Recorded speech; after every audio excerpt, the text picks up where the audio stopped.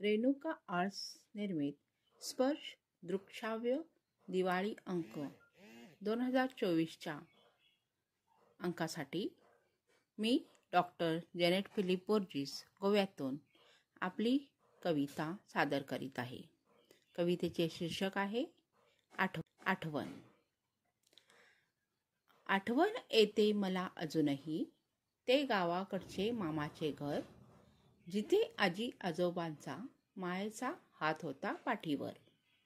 मी खूप लहान असताना धरून हाताचे बोट आईच्या मामाच्या गावी जात असे ओढीने आजी आजोबांच्या.